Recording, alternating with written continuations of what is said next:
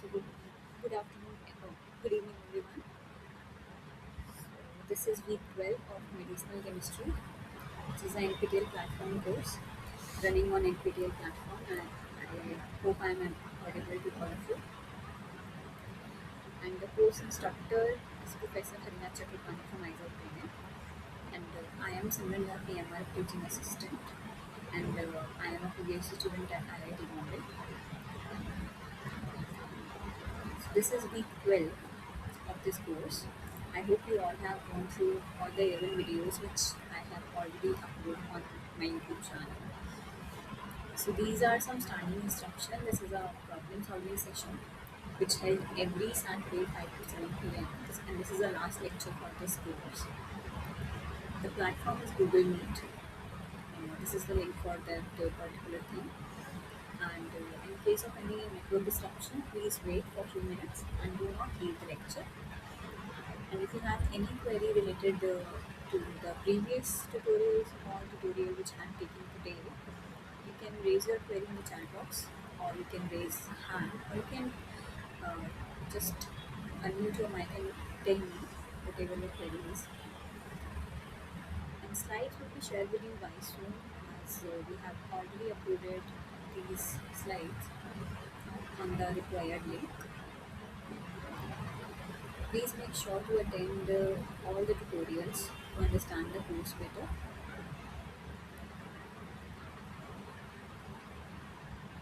So these are some standing instructions which I need to, like, I repeat every tutorial that if someone is joining for the first time, then he or she will be able to know that this is some instruction which is there. And there is a YouTube channel that is Simran NPTEL TA. This is my YouTube channel. You can find all the recordings related to this course on that YouTube channel. On the 11 videos plus the extra session which I have already taken is available on that YouTube channel, and you can go through it whenever you feel like that. I hope you have already gone through the video lecture of Professor Harinath Chakrabarti, which is available on the NPTEL platform. And after that only you are coming here and taking this tutorial. So that will be helpful if you are just seeing that video of Professor Harinath Chakrabarti. So just let's get started with today's tutorial. So the first question for this tutorial is, imatinib is an important anti-cancer drug which targets a protein kinase. What role does the piperazine ring have? So this is a drug molecule. This is an anti-cancer drug molecule which is targeting a protein kinase to to just these are used to join.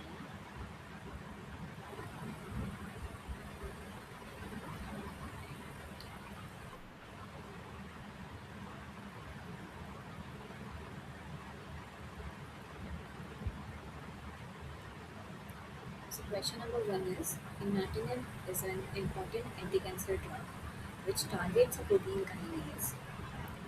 What role does the piperazine ring have? So is it increasing the water solubility? Is it increases the target selectivity? Is it increasing target binding, or all of the options given are correct?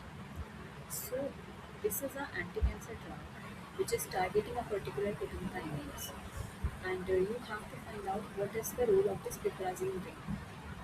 So basically, this is the piperazine ring. This is the spacer between this phenyl and the piperazine ring, and this drug molecule is known as imatinib, which contains a piperazine ring as well as the pyrimidine ring.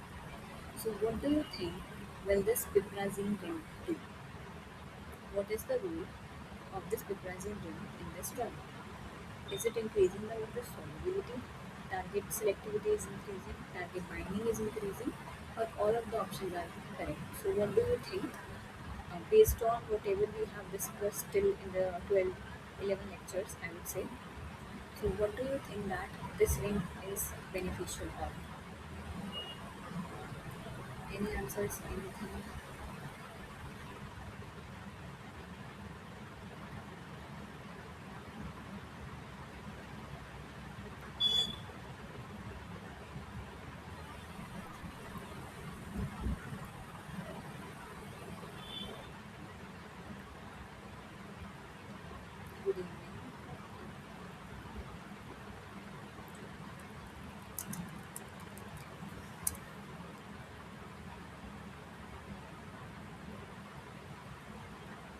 Okay. Sorry, I just forgot to share the screen. So sorry. Is it visible now?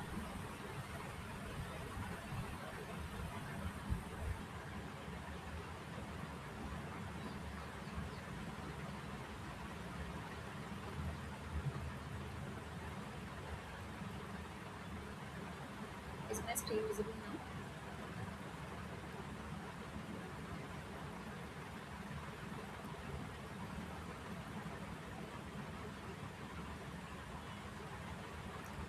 Okay. So I hope I am audible and my screen is visible. Okay, so this is the question. I will repeat it again. So this is a anti-cancer drug that is known as imatinib. So which targets a protein kinase. So what role does the piperazine ring have? So this drug have a piperazine ring as well as a pyrimidine ring with containing in the structure.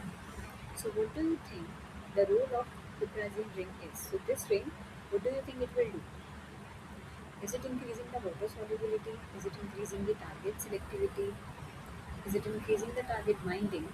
Or all of the options are correct? So based on whatever we have discussed so far, what do you think this ring is giving that particular anti-cancer drug? Any answers, any guesses over it?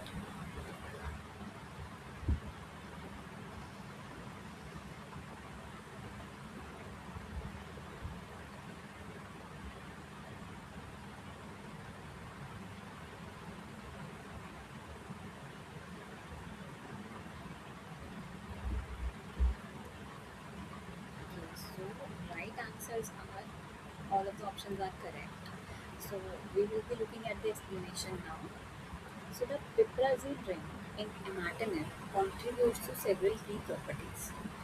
So as you can see here, this contains nitrogen atoms, and that is why it is increasing the solubility. Why? Because it is making the molecule more polar, right? So these are the some electronegative atoms. These are the polar atoms, which is giving. So the piperazine ring contains nitrogen atom that can be protonated, right?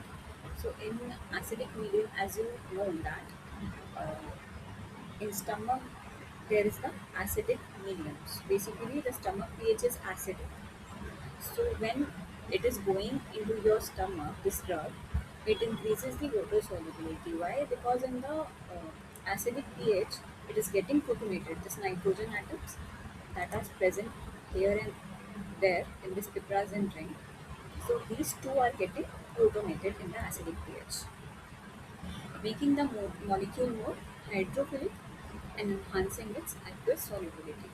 So uh, these polar groups basically increases the hydrophilic nature of the compound, and which again helps in enhancing the solubility, which is important for oral bioavailability. So if you are taking a medicine and it is getting soluble uh, in your stomach or in your blood, that means it is giving the higher bioavailability of your drug to the target site, right?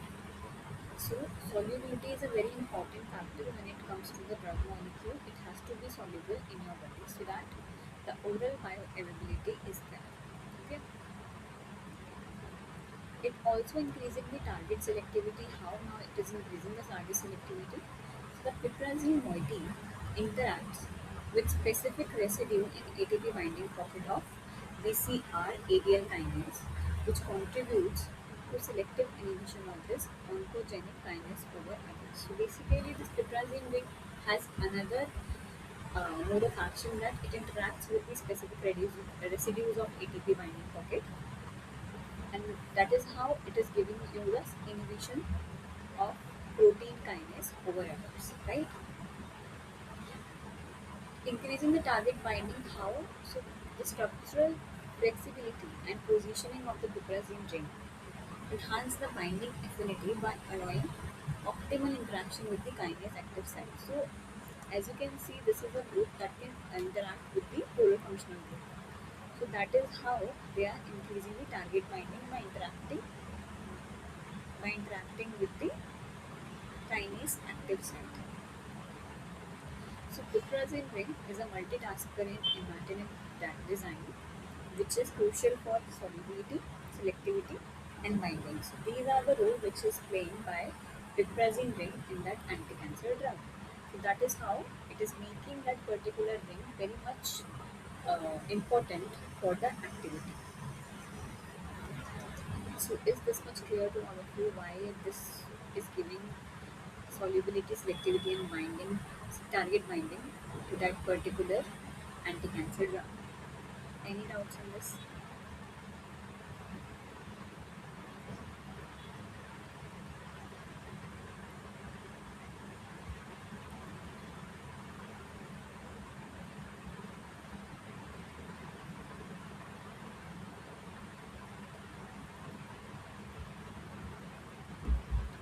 Okay, still not. Then we move forward. This is another proton pump inhibitor. This is known as omeprazole. It is a proton pump inhibitor. Okay. So which reason is prone to metabolism? So you have to find out that A, B, C, and D. Which of these four regions is more prone to metabolism? Metabolism means breakdown. So which is the most prone region which get breakdown very easily in your body? So what do you think this omeprazole, which region is more prone to metabolism? So any answers there? Any guesses? Which region do you think is more prone to metabolism in the body?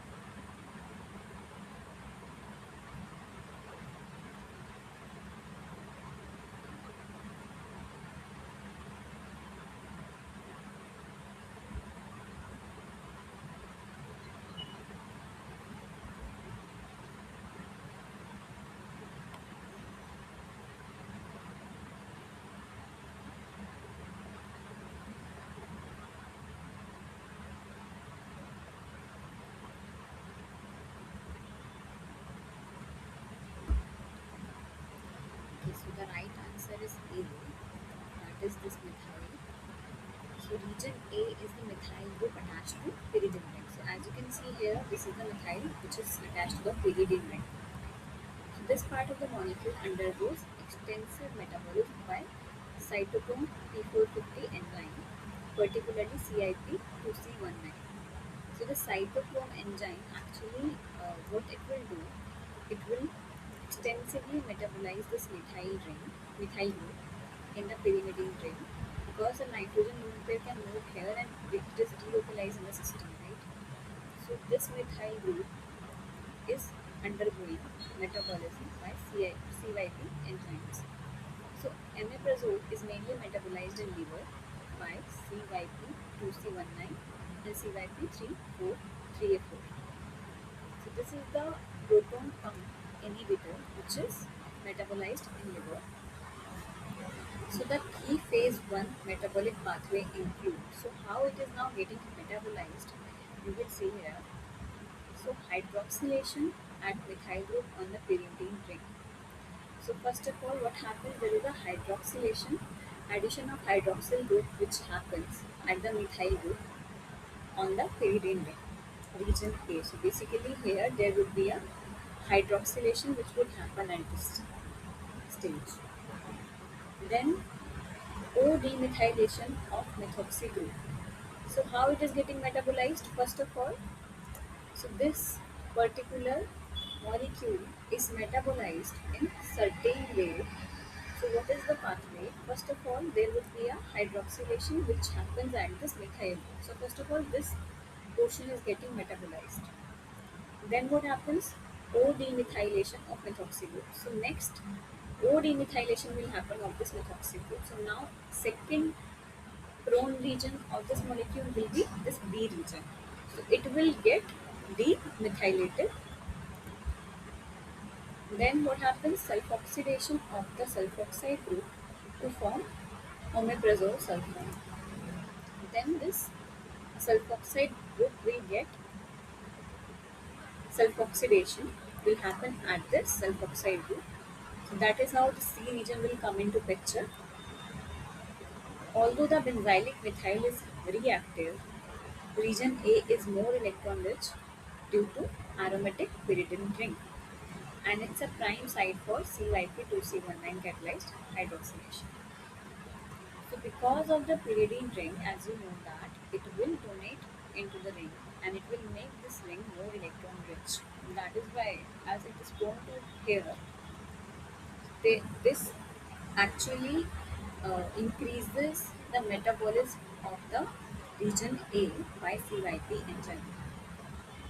So this leads to the formation of 5-hydroxy omeprazole, which is one of the main metabolites.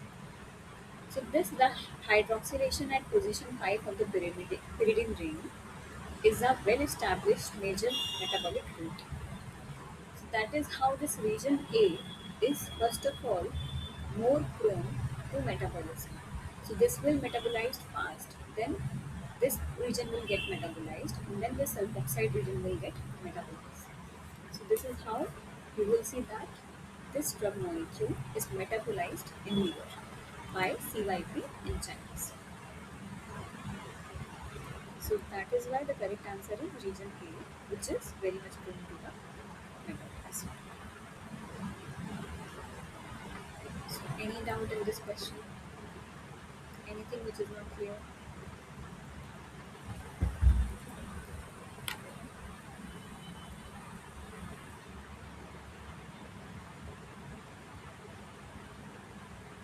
Just tell me if something is not clear.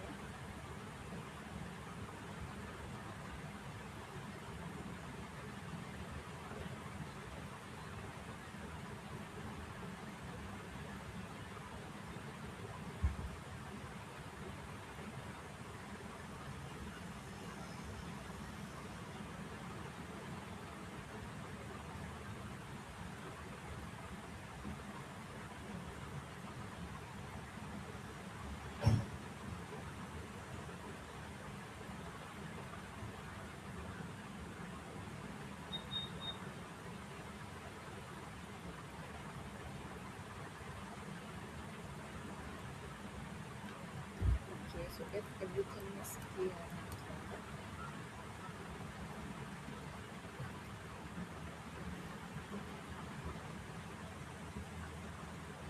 then moving forward. So the next question is, what is meant by GDEPT? So if you have attended the last class, there I have explained what is ADEPT, what is GDEPT, how they are differentiate with each other. So based on that, this question is here. So the question is asking, what is meant by GDEPT? It involves administration of an antibody which has an inherent catalytic activity designed to activate the prodrug of an anti-cancer agent.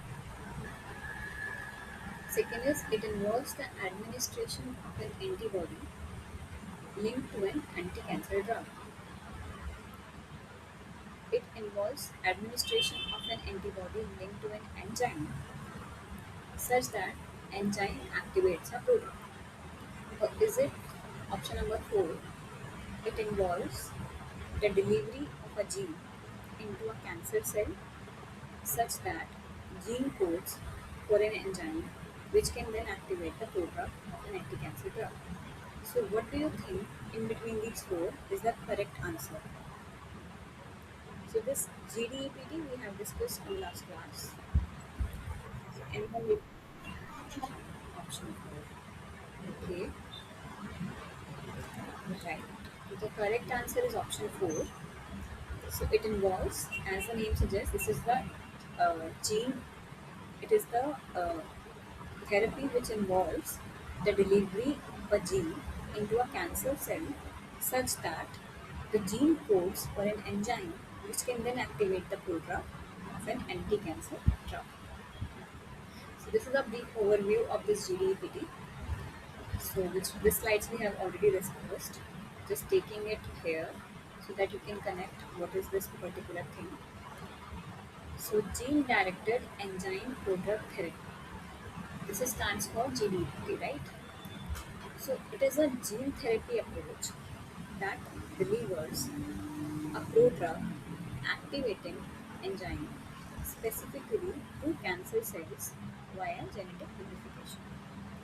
So once expressed, this enzyme converts a harmless prodrug into a toxic drug, selectively killing the tumor cell. So how the mechanism of action is there? So first of all, you will do the gene delivery.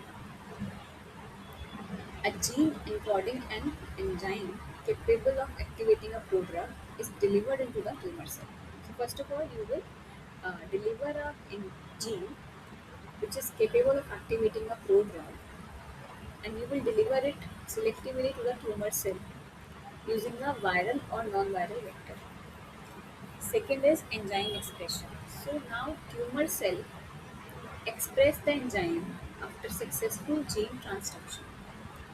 Then a systematically administered prodrug remains non-toxic until activated. So it will the prodrug remain non-toxic until it is getting activated. Then the enzyme within tumor cell converts the prodrug into an active drug, and then it starts killing the cancer cell. So this is how it is based on gene delivery. So first of all, you deliver a gene using a viral non-viral vector.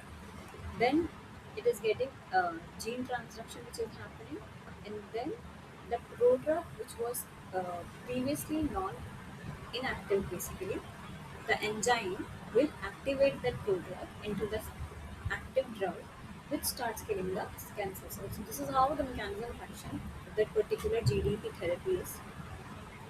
So common enzyme used in GDEPT is herpes simplex virus thymidine kinase. So this HSV-TK is the common enzyme which is used in this therapy, which activates Gensi clover. The second enzyme is cytosine deaminase, which converts this 5-fluorocytosine into toxic 5-fluorouracil. So this is converting this non-inactive prodrug into an active drug. So the advantage of this technique is high selectivity with reduced systemic toxicity. Neighboring untransduced tumor cell can also be killed. This is a bystander effect that the neighboring tumor cell can be killed using this technique, potentially applicable to various cancers with genetic engineering advancements. But previously also I have explained that there could be challenges also using this therapy. And what is the challenge? That you have to deliver the gene efficiency would be there. Like gene delivery efficiency is a major limitation. The gene which you have delivered, it will remain that much effective before the delivery as well as after the delivery. That is a major limitation. Generally the efficiency of that gene drops down after the delivery. Second one is risk of immune response against viral vector. So yes, when the gene is inserted into your tumor cell, then there could be a risk of immune response. Your immune system will respond towards the viral vector which you are using to basically deliver the gene into the target site. So that is also a challenge. Third thing is difficulty in controlling enzyme expression level. So here you have a difficulty to control the enzyme expression. So how the enzyme is now expressing against the tumor cell. So that is also difficult to manage, so difficult to control. So these are some challenges, but this is also having some advantages over the therapies which are worldwide used. So this is what we uh, call about gene directed enzyme product therapy, GDT. Okay. So I hope it is clear to all of you how this is involving the gene introduction into the tumor cell, how the enzyme got activated, and then it further activates the product into the active drug. So if anything is not clear here, please ask me.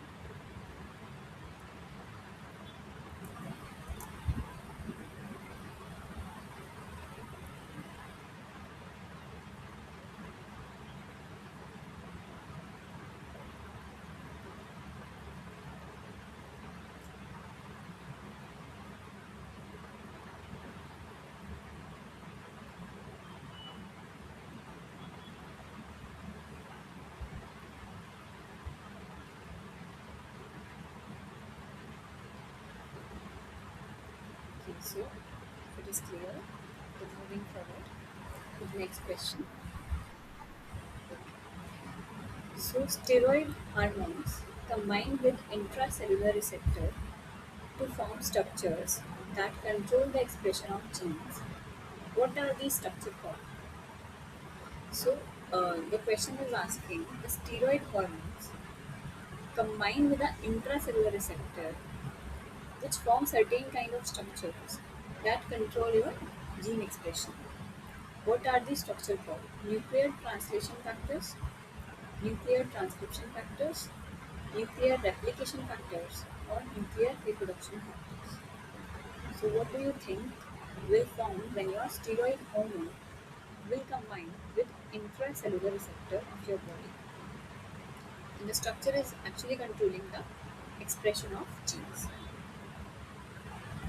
So, what do you think these structures are called? Any guesses?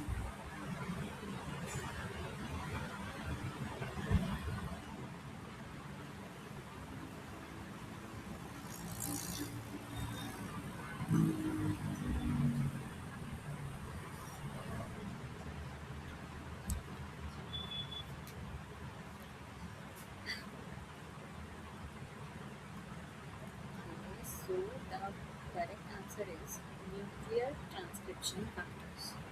So, why and how?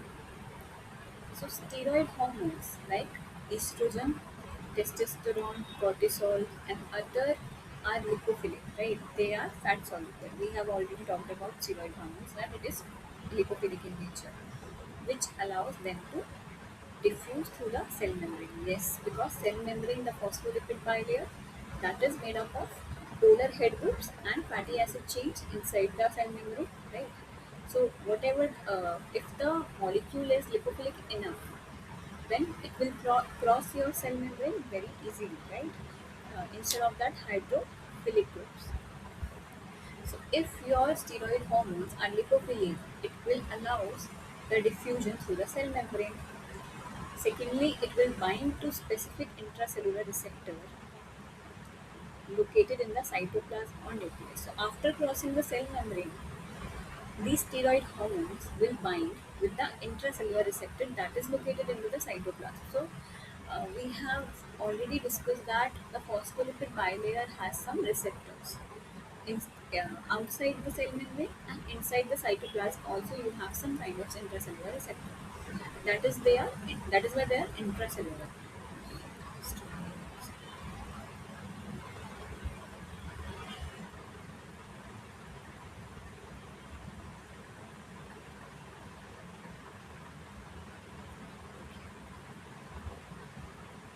So, as the name suggests, intracellular receptor.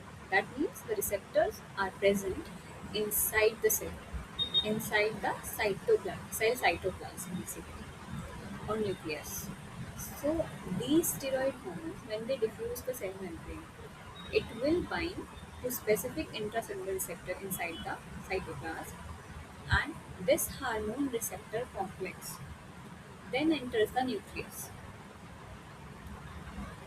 And after entering the nucleus, it will bind to specific DNA sequence called hormone response elements.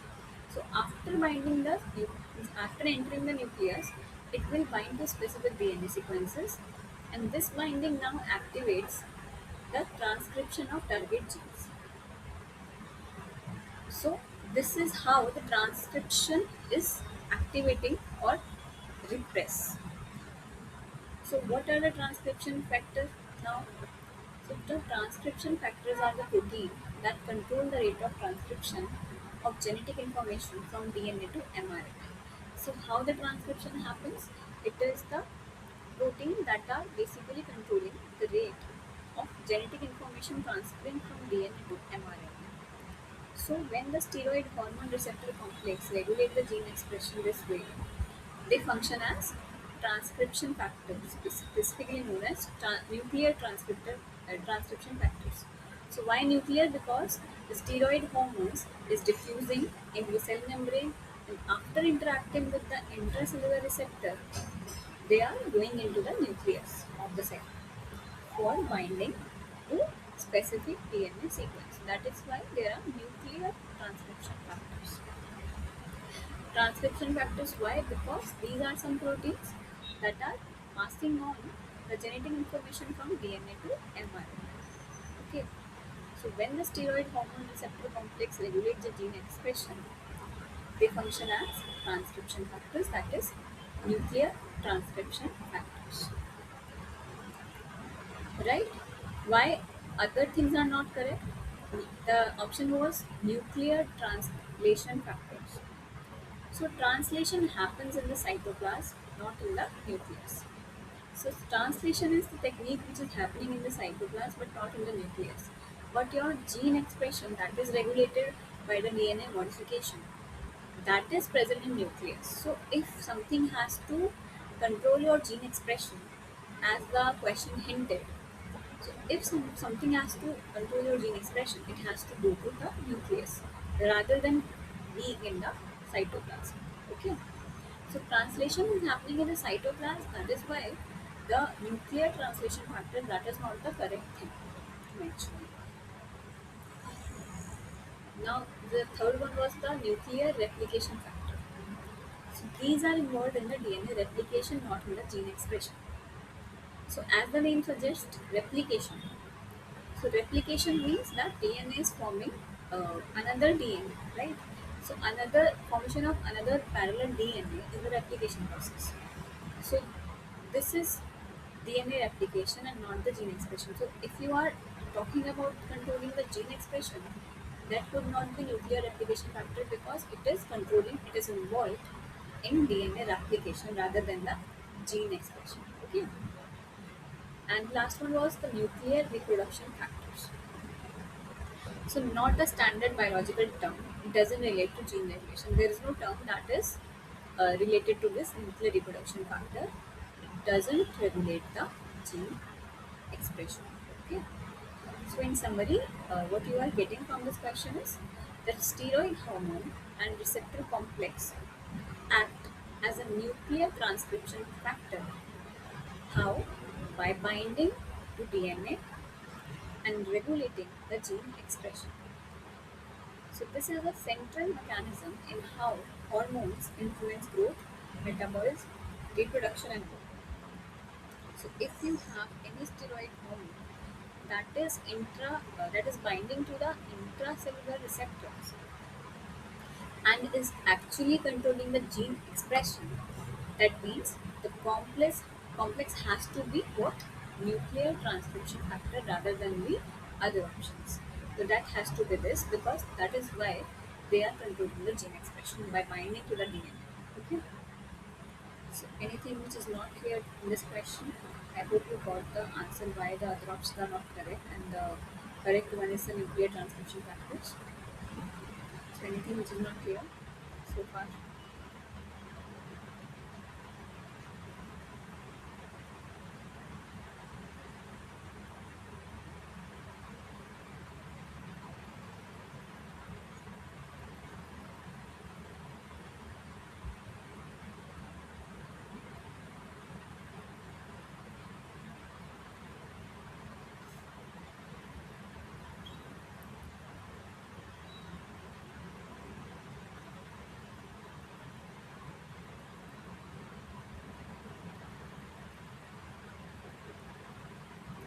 Okay, if everything is clear, then I'm moving forward.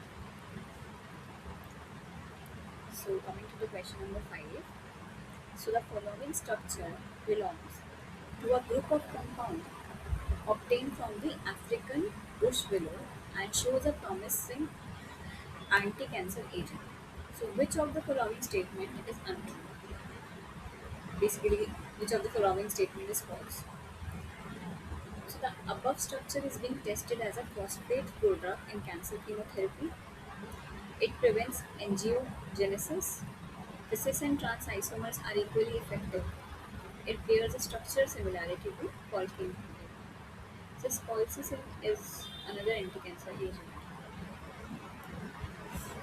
So which statement do you think is false about this particular group of compound which obtained from African bush willow, which is showing a promising anti-cancer activity. So I know you guys won't be able to option number third. The cis and trans isomers are equally effective. Okay. So yes. So the correct answer is the cis and trans isomers are equally effective. So if you are talking about any drug which is effective in any kind of like disease, so you cannot totally say that cis and trans isomers are equally effective because there would be a difference between the activity of cis and trans isomer, right? So that way you can visualize that the activity won't be equal of two of the isomers. So let's see how it is giving that answer. So the compound shown in the image, that is this combretasten staining. So a natural product derived from the African bush willow, that is Combritum caffram. It is known for its potent anti-cancer activity. So mainly due to its ability to disrupt microtubule dynamics and inhibit angiogenesis. So it is showing the anti-cancer activity because of the ability of disrupting microtubule dynamics. So which of the statement is false? Let's analyze that one by one.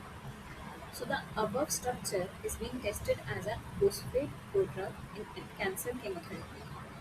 So that is true. Why? Because this molecule has a poor water solubility. Phosphate. So here, as you can see, there is only one hydroxyl and all of them are protected. Other oxygens are protected. So that is why it is having a poor water solubility because the polarity is not up to the mark.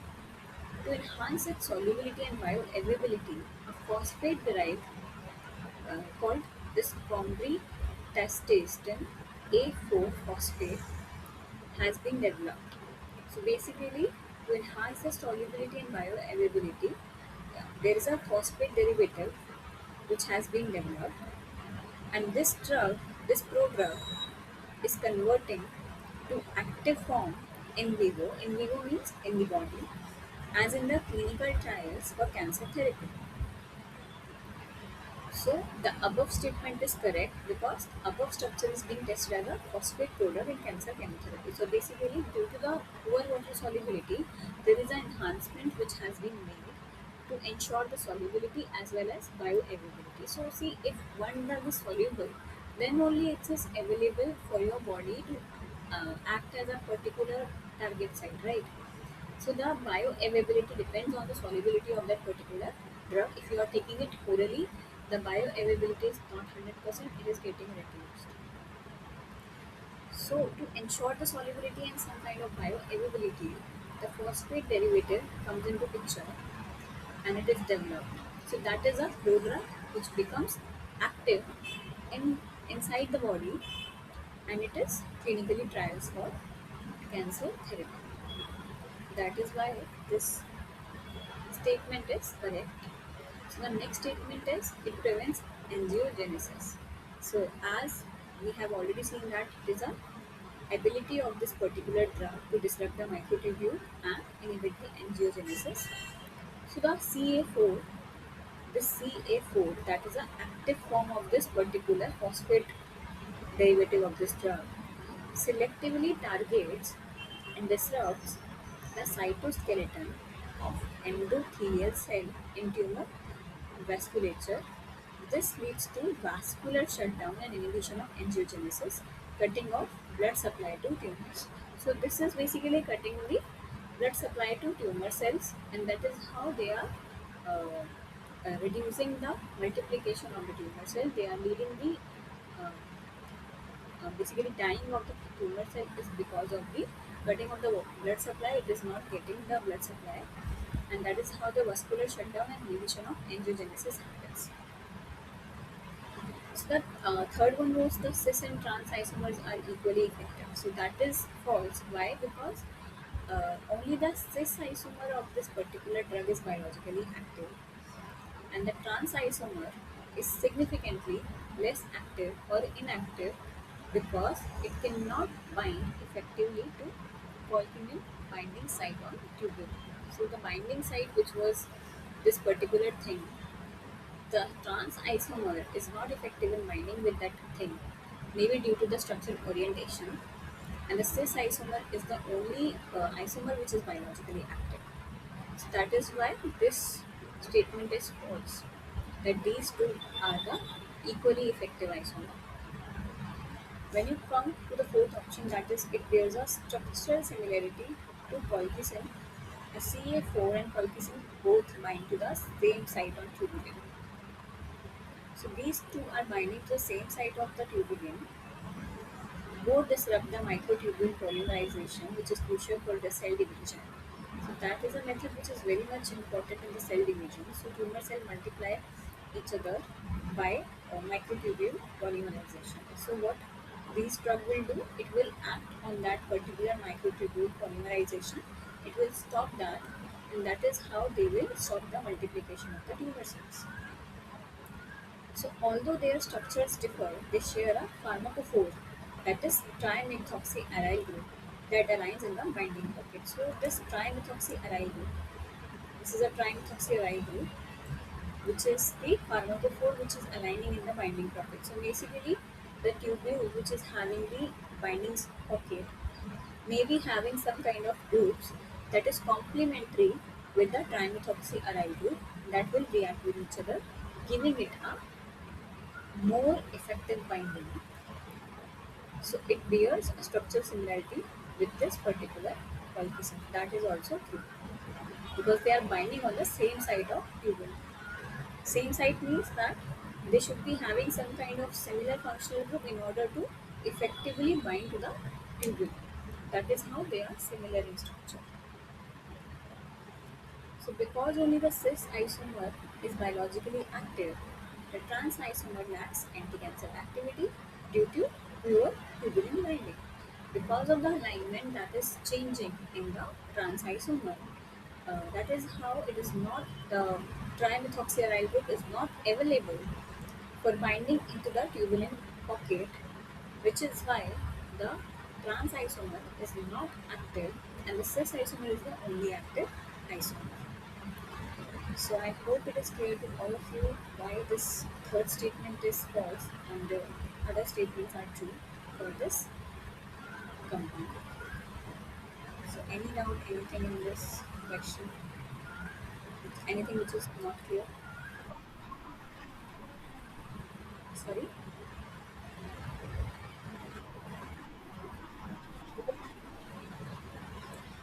See, I'm not able to understand what you are saying. Can you type it in the chat box?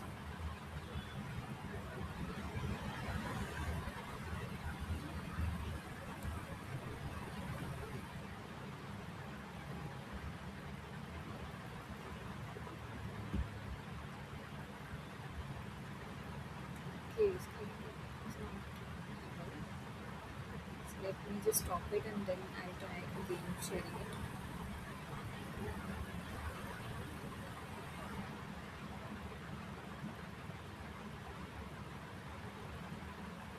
So now is it visible to you?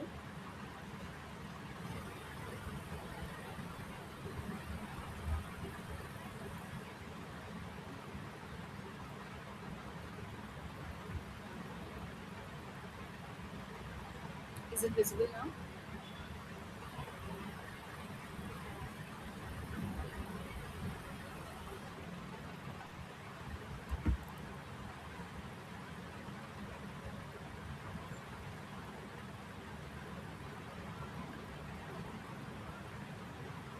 Okay, now it is visible, I think.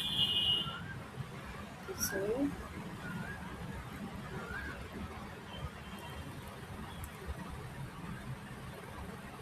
so did you understand whatever I have told so far? Any doubts, anything in this question or this particular thing?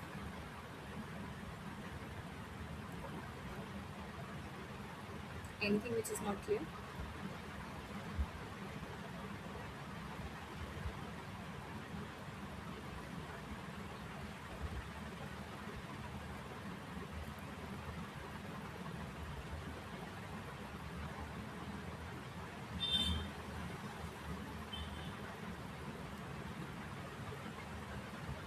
I am assuming that you understood. So I'm moving forward. So next question is,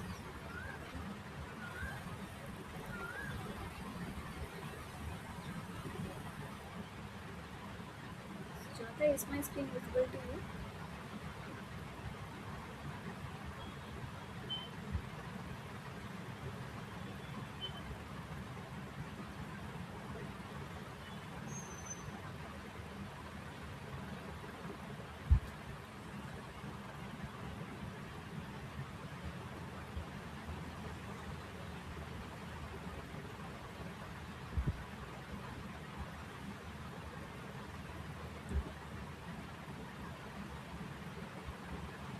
So the next question is,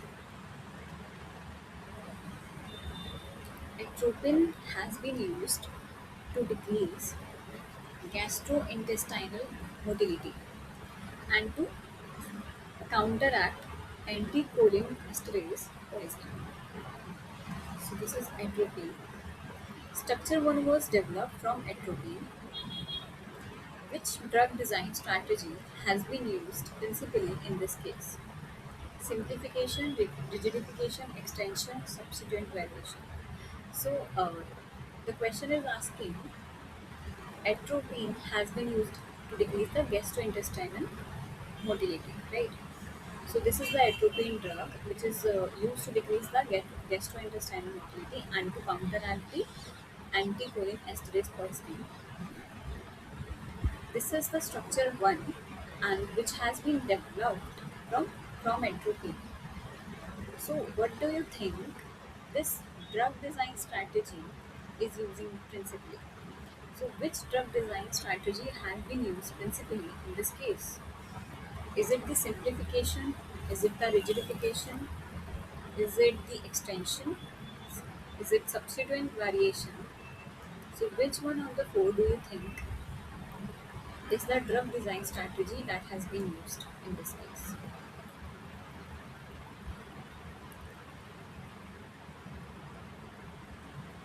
Any answers, any guesses over it?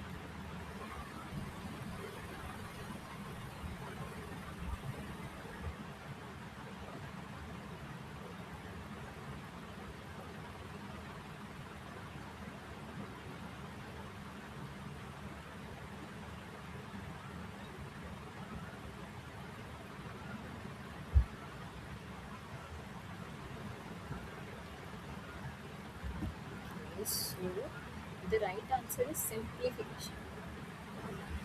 So why it is simplification? So let's compare the structure of these two. So atropine, if you look at it, it has a complex tropane ring. This is a tropane ring. This is a bicyclic amine ring which is known as tropane.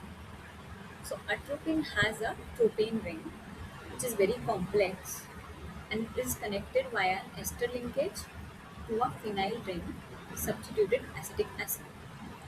So that is connected via an ester linkage to a phenyl group through a phenyl ring substituted acetic acid. So basically this is the phenyl ring which is substituted with this acetic acid group. So this acetic acid group that is connected with propane ring through a ester linkage, right? So this is the structure for atropine. Now see the structure for structure 1. So the propane ring has been removed. So this ring, propane ring, has been removed and replaced by a much simpler ethyl diethyl amino side chain. So this is the ethyl diethyl amino side chain which has been replaced by this propane ring, which has replaced the propane ring. So the aromatic and the ester portions are retained. So this aromatic portion as well as the ester linkage is retained in the structure, but there is only one modification that has done, that is removal of the more complex propane ring from atropine into a simpler ethyl diethyl amino side chain, right? So the aromatic and ester portions are same in both the cases. So the answer is simplification. So simplifying this particular complex drug into a more simpler structure is known as simplification. So simplification is a drug design strategy where complex, rigid, or large structures like protein are replaced by simpler, more synthetically accessible motifs. So basically, in this technique, you are replacing the complex, rigid, and large structure from to a simpler and more uh, accessible moieties, which are simpler. So the goal is to retain the biological activity. So the biological activity which was there because of this nitrogen compound, which was because of ester linkage and this phenyl ring, that has to be retained, right? So you don't have to alter the biological activity, but you need to convert the drug molecule which was complex into a simpler one through this technique, but retaining the biological activity. So biological activity should not get decreased or should not hamper by doing that simplification. Yeah. So the goal is to retain biological activity while improving drug-like properties, solubility, ease of synthesis, and bioavailability. So what you are doing in the simplification technique, you are simplifying the structure of the drug and without altering the biological activity. And also, you need to improve the properties like solubility and bioavailability, and ease of synthesis means how simply you can synthesize a particular compound. So, tropane ring, it is difficult to synthesize this particular tropane ring. So, you are moving towards this more simpler ethyl diethyl amino acid chain, which you can install easily. So you are improving the structural feature, you are improving the solubility, you are improving the ease of synthesis for this compound. So that is known as simplification without triggering any change in the biological activity, right?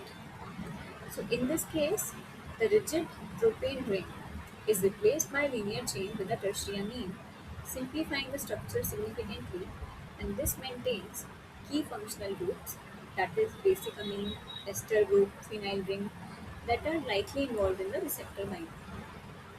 So why not the other options are correct? Rigidification. It is actually the opposite of simplification. Here the structure is made more flexible, not more rigid. So here, the you are making the structure more flexible rather than the rigid. So rigidification is you are making the structure more rigid and more complex. So that is opposite of the simplification. That is known as the rigidification. If you talk about extension, no new groups are added to interact with an additional binding site. So you are not adding any additional groups into the binding site to improve the binding activity, to improve the binding efficiency. That is why you are not extending the particular structure. You are not adding any functional group which are giving biological activity enhancement. Okay, that is why this is not extension. Fourth one was substituent variation. So there is a wholesale replacement of the tropane ring, not a minor substituent change. So you are substituent variation is like you are replacing one hydroxyl group with a methyl one. You are replacing with the something polar group with a polar group. So, small functional group if you are replacing, that is known as substituent variation. But here you are replacing a whole propane ring. So that is not a minor change in the substitution. So that is why this is not subsequent variation. It is a simplification of the structure, right? So we can see these four things in detail here. So these strategies are widely used in medicinal chemistry to optimize lead compound for better activity, selectivity, safety, and drug likeness. So what does it mean? Simplification. So the simplification involves removing or replacing complex or bulky parts of the lead compound to create a smaller, synthetically simple molecule without losing essential pharmacophoric features. So as I have already explained that simplification is replacing some bulky parts of the compound with a smaller and synthetically more easable molecule without losing its biological active sites, without losing its biological properties. So the purpose was to improve the synthetic accessibility, to enhance the oral bioavailability, to retain the key binding interaction. So mechanism is keep essential pharmacophore. So how you will do the simplification of a compound? You will keep the essential pharmacophore. What do you mean by this now?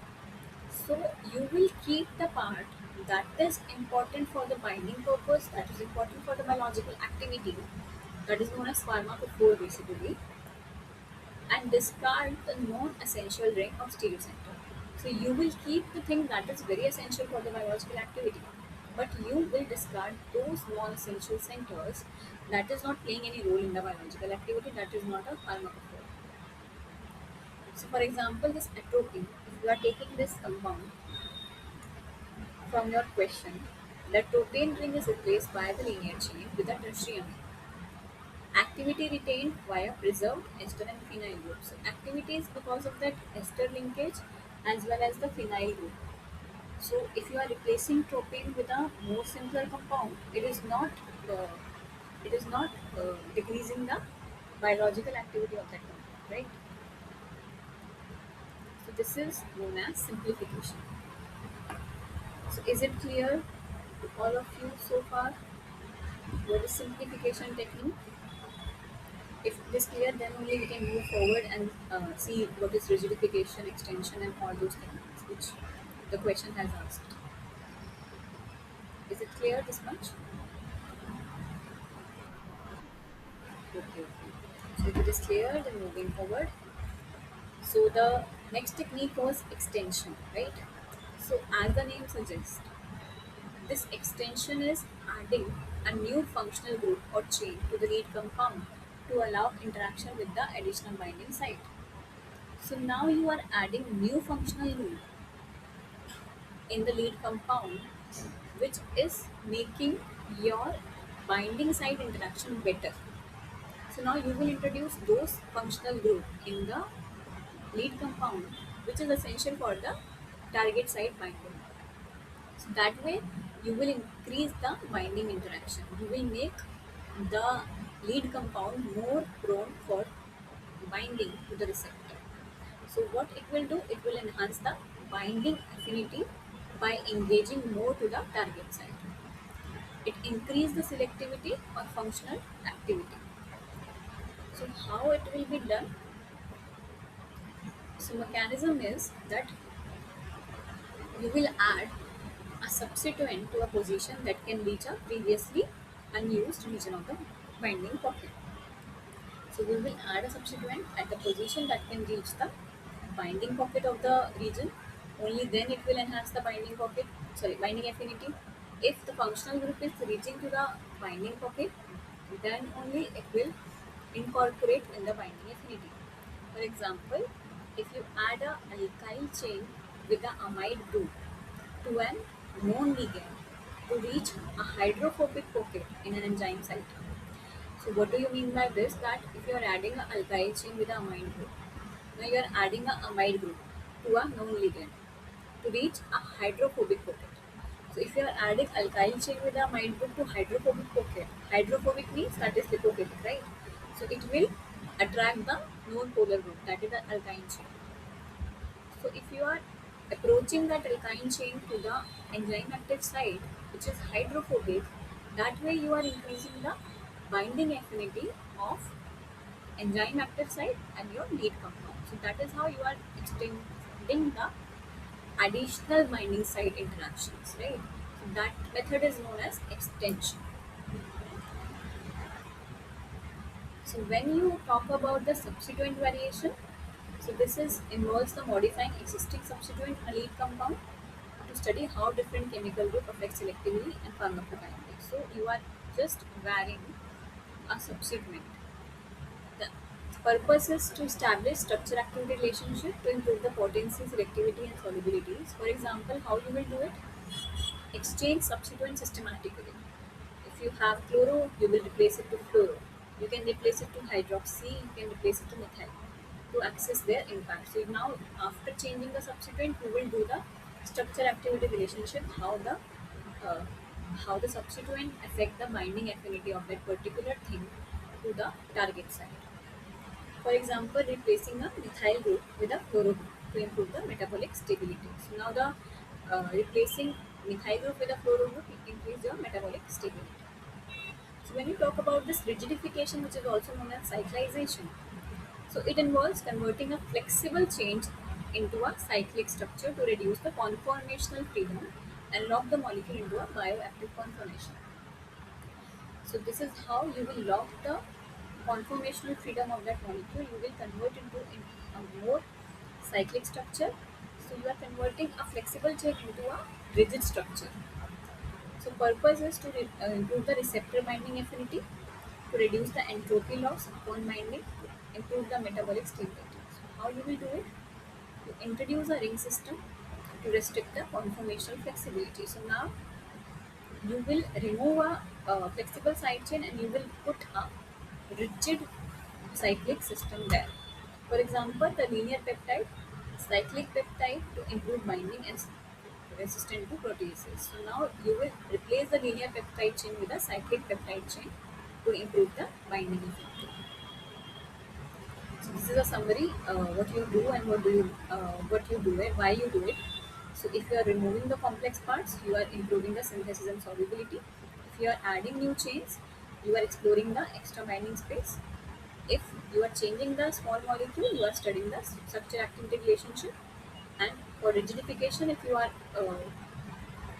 changing the flexible chain, you increase the rigidity and binding affinity. So this is a summary for these four things. So is it clear to all of you whatever I have taught so far?